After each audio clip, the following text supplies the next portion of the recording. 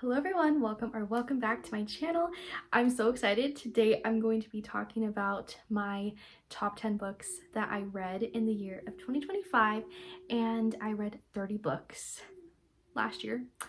So that is so exciting. That is the most books I've ever read in a full year before. So I'm really proud of that accomplishment. So I have my 10 books here and I am so excited to talk about them with you because I just love all of these books so much. I found some great, really good 5-star books in 2025, and some of these are like 4.7, 4.5s. So the first book that I have is Isabelle and the Beast by Marie Salil. I read this book in March last year, and this was such a sweet little rom-com. Also, all the books that I will be talking about today, they are clean, no spice. So I love this book mainly because of the sweet little romance that we have going on.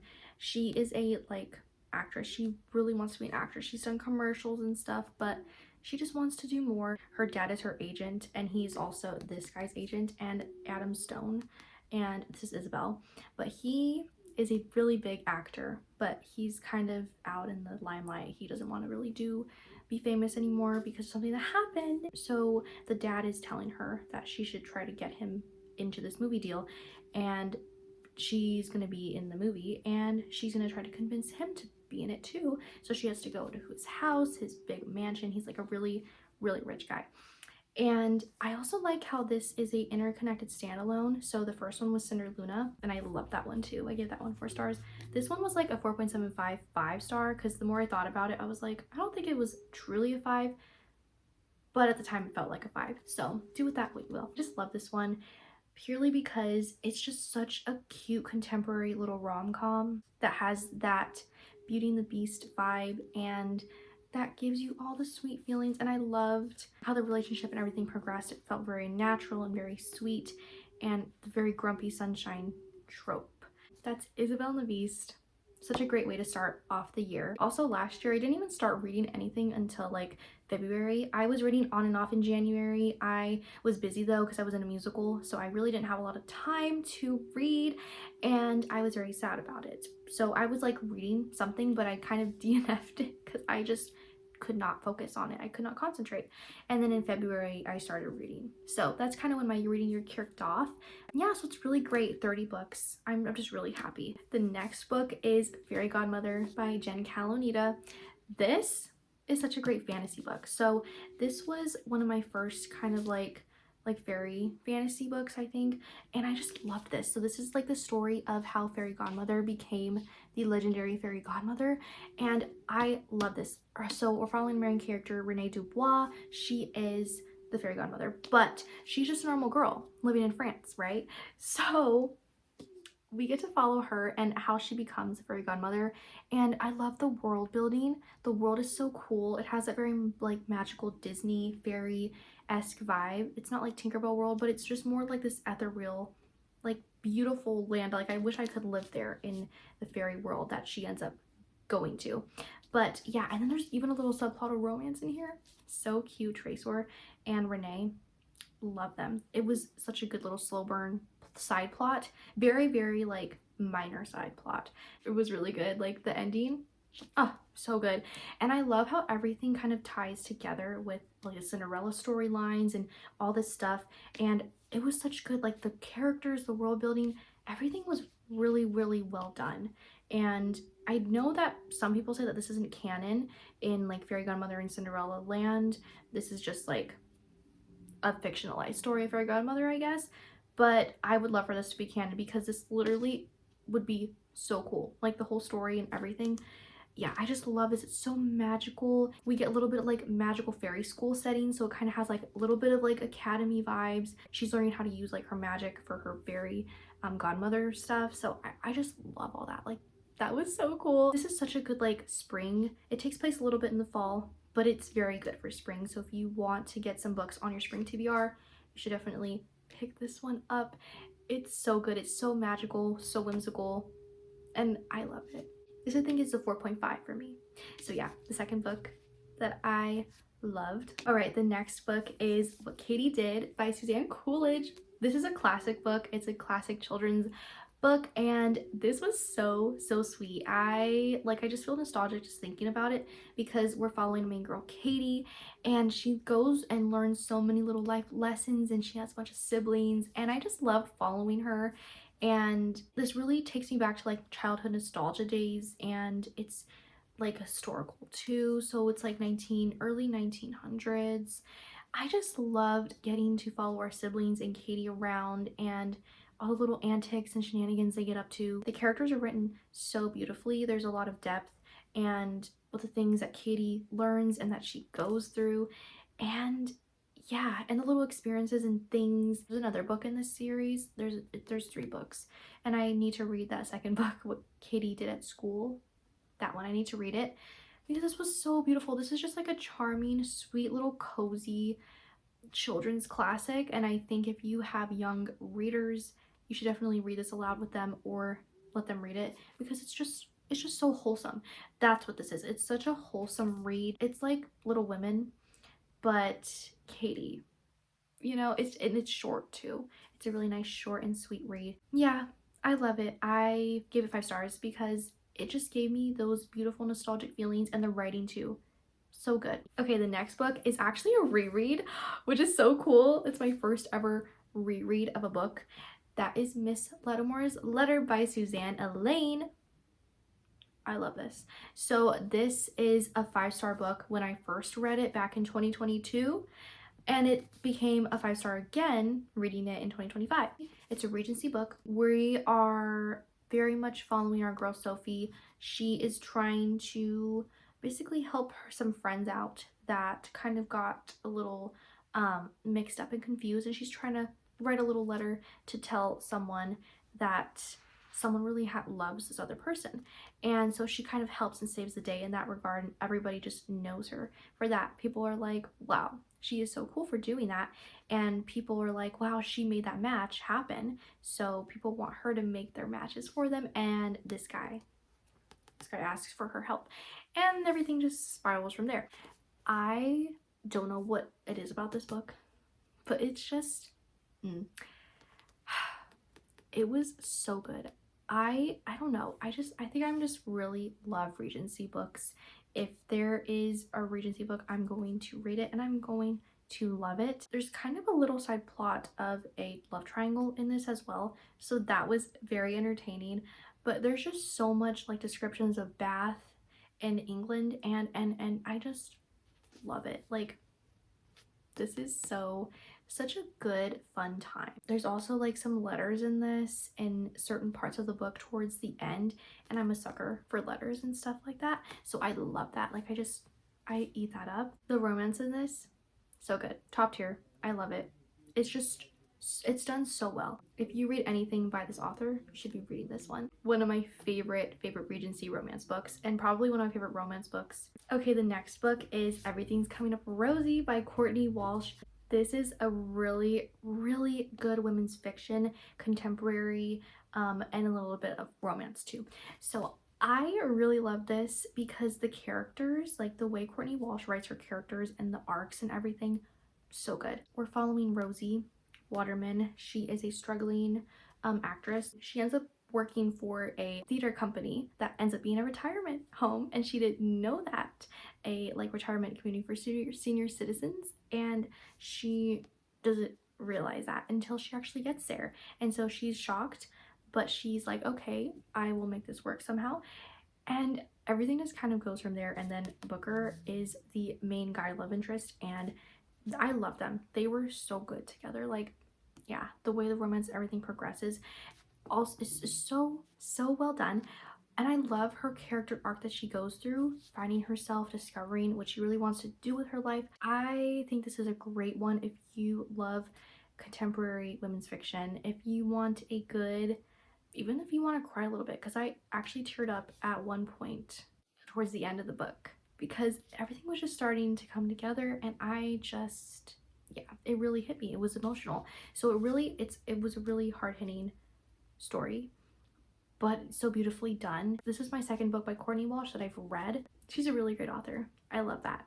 And I will definitely be reading more from her. The next book is going to be The Letter Tree by Rachel Fordham. This is a really good book. So this is like You Got Mail and Romeo and Juliet, and it's so well done. The writing, I love this author's writing. So in this, we're following our two main characters, Laura and Isaac, and they are from families that own two different separate shoe companies, and they've been rivals like for years. And these two are like, why? So they're trying to figure this out. And also there's a letter tree that Laura has been like sending letters and writing letters, and they don't know that they've been writing to each other.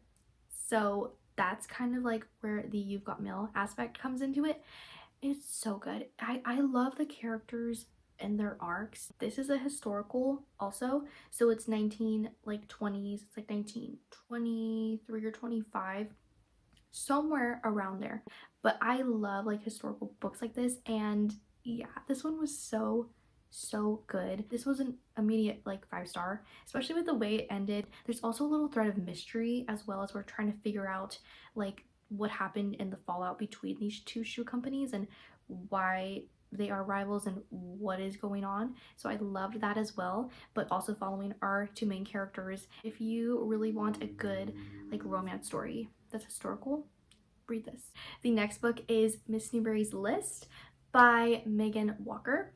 So this was such another good Regency book. So in this book, we're following our main girl, Rosalind Newbury, and she is about to marry some guy that she really doesn't want to marry, but her parents are like, this is gonna help us and their status or whatever. So she wants to do 10 things before she gets married, and she has like a list. And her best friend that lives next door, basically she's like, can we do this, can you help me, let's like do some fun things like we used to. So the best friend's cousin ends up helping them out and goes along with them and tags along with them on their little adventures and all these little things. And it's like, learn how to swim. I remember there was one like, eat as many sweets as you can and from the bakery or something. Just like all these fun little things. She just wants to tick all these things off her box. And so she ropes her best friend and the cousin into it. And the cousin is Charlie Winston. He's the one that tags along with them and he helps her. He actually really wants to help Rosalind achieve her goals. And he is actually like a boxer in he's kind of a little bit of a rogue, but not entirely. He is just trying to basically stay with the cousin because he's trying to get away from his past just a little bit. But I love Rosalind and Charlie. Like their dynamic and their everything, their romance, their slow burn romance. So good. Loved how everything went down in this book. There was some crazy stuff also, like some crazy plot twists happening. And I was like, oh my gosh, like definitely more high stakes than Miss Lattimore's letter. Had such a good, like well-rounded ending. And I just loved it. This was a 5 star. So I think this one is very comparable to Miss Lattimore's letter. Like it could definitely, they're both on the same level for me. So yeah, if you want another Regency romance, pick this one up. Okay, it's gonna come as no surprise to anyone that this book is definitely top 3. All these books are in the top 3. We have Cities of Smoke and Starlight by Allie Ernest. Immediate 5 stars. I love this book so much. It's one of my favorite books that I read the whole entire year, and each one in the series is just gets better and better. In this, we're following Hallie Walker, and she's a scholar at the University of Jade in their world, and we have Case Shackley, and he's a hover pilot in the military. They are tasked to go on a mission to another continent to make an alliance with these people called the Yalbs that they haven't spoken to in quite some time, and the government wants them to do this. And there's like a crew of them, so there's like 3 other people joining them as well. And that's kind of the little bit of the premise. This is such a book like adventure. You have very much like Atlantis, The Mummy, and Star Wars, and then the slow burn romance. So the way that these two meet is so funny.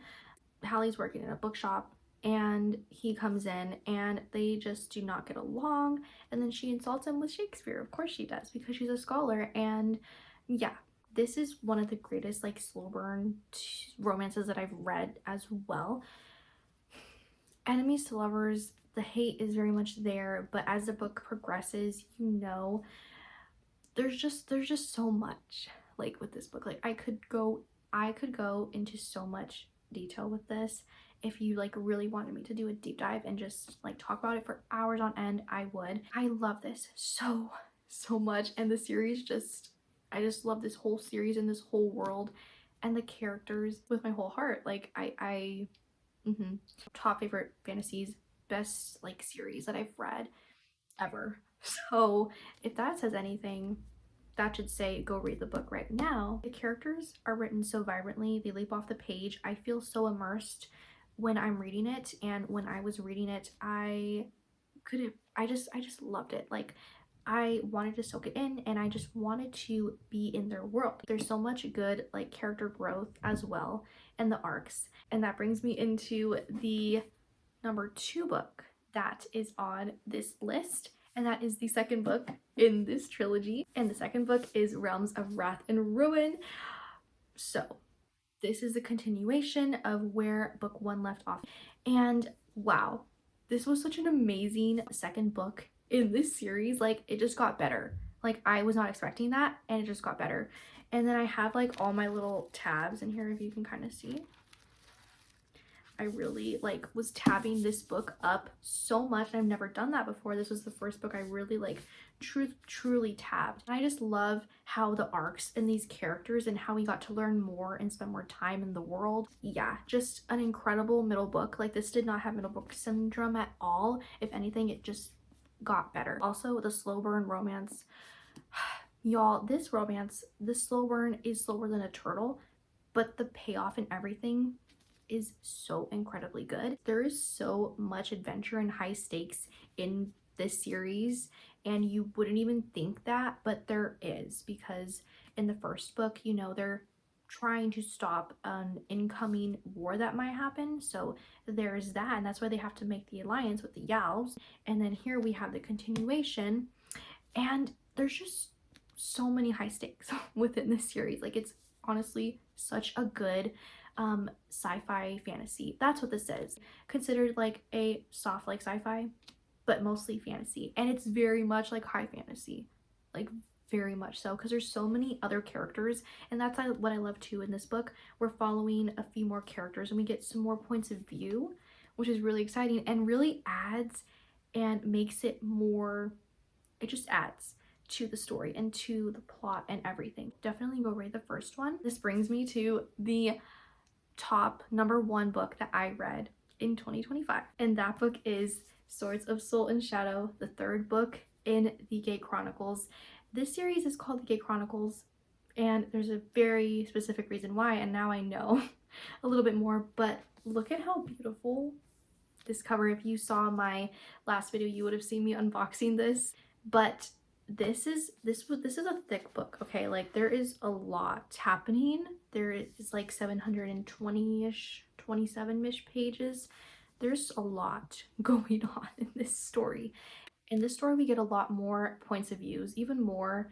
I think we have about like 6 or 7 more point of views, and I love that. I just love following Hallie and Case, like following them yet again, and where the events of book 2 leave off, and we're just like picking right back up. And that's what I love too. I love how we're just following like within each like days of each other. It's really great like that. And the high stakes, again, it just amps up even more.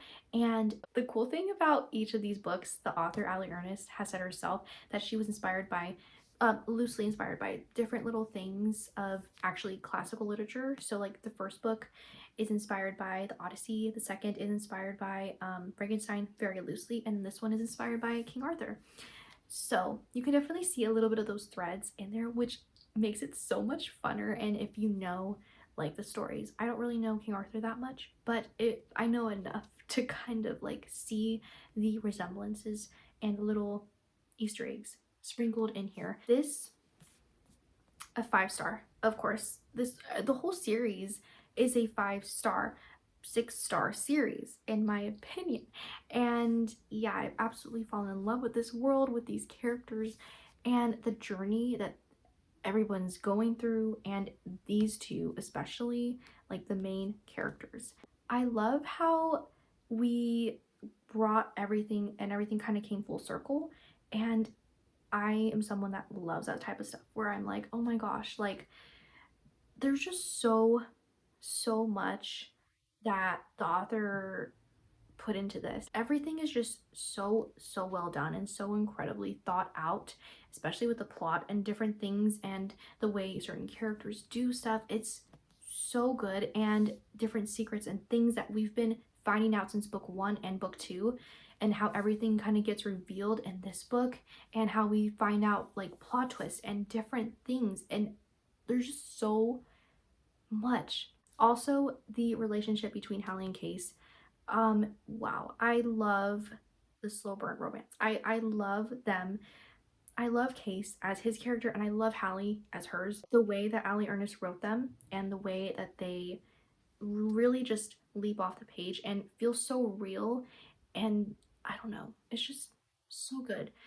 Allie Ernest just has a way with words that really make these characters come to life in the most fantastical and beautiful way. Also, this book made me cry about 6 times. Even after I was finished with it, I closed the acknowledgements, I closed the book, and I just started sobbing because I was like, what do you mean? I'm done with reading these characters. I just love them so much. Everything about this is so beautiful. And what do you mean I'm over? What do you mean it's over? Like, what do you mean I'm not going to be able to read this anymore? And every time I read it, it's going to be not for the first time anymore. What do you mean? Like, what do you mean I finished it? What do you mean it's over? Yeah, so I definitely will say this also put me sort of in a book hangover. And yeah, I may have cried for a few days after reading this whole trilogy and completing this whole series, but these characters and everything will just live with me forever. So also, if you want content reviews of these books, because they are fantasy, so there is going to be a little bit more like violence and stuff, but I would say it's more like Star Wars. If you're okay with that, then you'll be good. But if you do want those content reviews, I will have those in my Goodreads, because I appreciate when people say that, because for me, yes, it helps for my well-being and my sanity. But I thought I would just add that because yes, fantasy books do tend to be a little bit more heavy and stuff. I love these books with my whole heart, and 5 stars. This is going to be a series that I will definitely reread, like, I don't know, every year. I definitely want to reread the series closer to the fall again, just like when I started reading it for the first time. I think that would be so cool. Yes, #1 book of the year. I am so happy that I got to finally share all these books with you, and I hope that you will add them to your TBR, because you definitely should. If you read any of these books from this list, let it be Cities of Smoke and Starlight. Please, let it be that book. If you want to follow me on my social medias, I will have my Fable, Goodreads, Bookstagram all linked in the description for you, so we can become book besties over there. If you want to see more videos from me, you should definitely watch my Bookish Diary vlog, where I am actually unboxing and reading Swords of Soul and Shadow, the 3rd book in the Great Chronicles, so you can watch that and see my thoughts in real time before I actually finished it. So definitely go watch that next.